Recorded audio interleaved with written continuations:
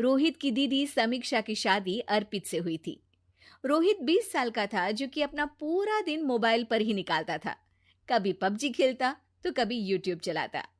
एक दिन अर्पित और समीक्षा समीक्षा के मम्मी पापा से मिलने आते हैं और देखते हैं कि रोहित मोबाइल से हटने को तैयार ही नहीं है।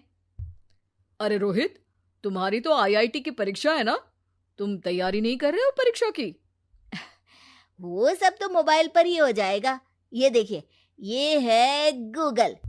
इससे जो भी पूछो वो सब बता देता है। तो आखिर कागज क्यों बर्बाद करूं?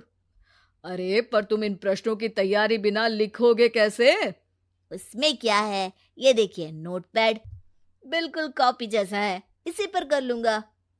हम जब तुम्हारी उम्र के थे तब हम दोस्त मिलकर प्रश्न हल किया करते थे। उससे हमारी हैंडराइटिंग की भी प्रैक्टिस हो जाती थी और समय का भी अंदाजा लग जाता था। और फिर साथ में हम एक दूसरे की मदद भी कर देते थे अगर कोई अटक जाए तो। आपका जमाना अलग था जीजा जी। अभी जमाना फास्ट और स्मार्ट हो गया है। जमाना क्या, अब तो फोन भी स्मार्ट हो गया है। समय के साथ बदलना पड़ता है जीजा जी। अब बस भी कीजिए आप, हर चीज को लेक्चर में बदल देते हैं।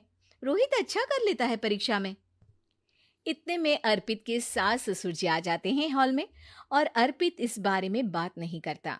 हालांकि अर्पित को लगता तो है कि पूरी तरह मोबाइल पर लगे रहना सही नहीं है, पर वो इस बात को और नहीं छेड़ता। ऐसे ही 2 दिन निकल जाते हैं।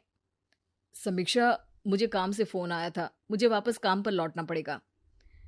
पर हमें आए हुए तो 2 ही दिन हुए हैं। अभी चले गए तो माँ और पापा को अच्छा नहीं लगेगा ना। अच्छा ठीक है, तुम रुक जाओ, मैं काम खत्म करके फिर लौट आऊंगा। एक काम कीजिए ना, परसों रोहित भी परीक्षा के लिए निकलेगा, आप उसी के साथ निकल जाना। दोनों वैसे भी बात नहीं करते, साथ में जाएंगे तो हो सकता है आप लोग आपस में बातचीत भी करने लग जाओ। आह, ठीक है, मैं काम को 2 दिन टाल सकता हूँ। उसी रात जब सब खाना खाने बैठे थे, तो अर्पित अपने जाने की खबर बाकी लोगों को बताता है। मुझे काम के लिए वापस जाना होगा। अरे बेटा, पर अभी तो तुम आए हो, इतनी जल्दी चले जाओगे? नहीं माँ जी, समीक्षा यहीं रहेगी और मैं जल्दी काम खत्म करके वापस आ जाऊंगा। अब ठीक है, काम भी जरूरी है। वैसे कब निकलोगे बेटा? 2 दिन में। मैंने सुना है कि उस दिन रोहित को भी परीक्षा के लिए जाना है, तो कल मैं दोनों की टिकट करा लेता हूँ बुक। मेरी टिकट रहने दीजिए जीजा जी, मैं तो फोन से ही करवा लूंगा। हाँ, पर कोई दिक्कत हो गई तो? अरे कोई दिक्कत नहीं होती जीजा जी, फोन सब कर सकता है।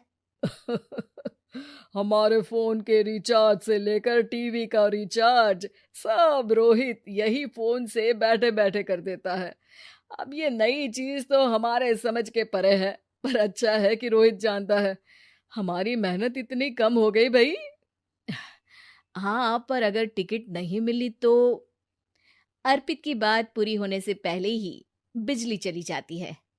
अरे ये क्या हो गया, आपने बिजली का बिल भर तो दिया था ना?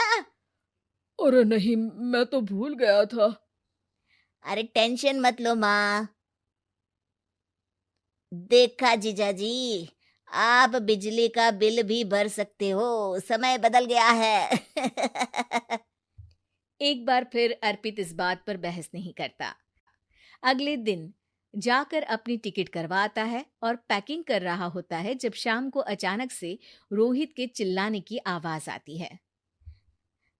नहीं, प्लीज प्लीज हो जा, ऐसा मत कर यार, प्लीज हो जा। अरे क्या हो गया रोहित?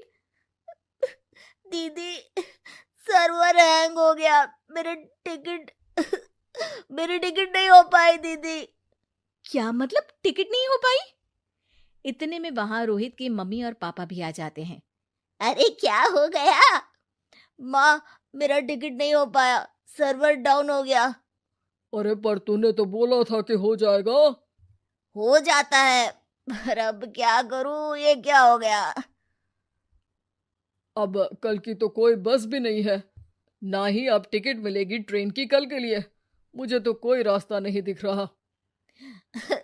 अब फिर लगता है मेरा ये साल बर्बाद हो जाएगा। घर पर एकदम से दुख का माहौल छा जाता है और सब रोहित को डांटते हैं, पर इतने में अर्पित वहां आ जाता है। आप सब रोहित को क्यों डांट रहे हैं? आपने ही तो उसे बढ़ावा दिया था ना। लेकिन इसकी लापरवाही के कारण इसकी परीक्षा छूट जाएगी। इसने तो हमसे कहा था कि टिकट हो जाएंगे। हे भगवान, अब क्या होगा? चिंता करने की कोई बात नहीं है। मैंने एक एक्स्ट्रा टिकट करवा ली थी। मैं समझता हूँ कि मोबाइल हमारा ही काम आसान करने के लिए है, पर उस पर ही पूरी तरह से निर्भर होना तो गलत बात है ना।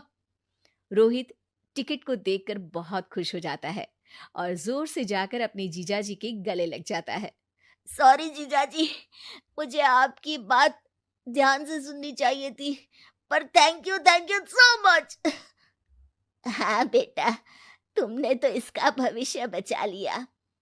शिक्षा, दूसरों से मदद मांगना गलत नहीं, पर दूसरों पर निर्भर हो जाना गलत है।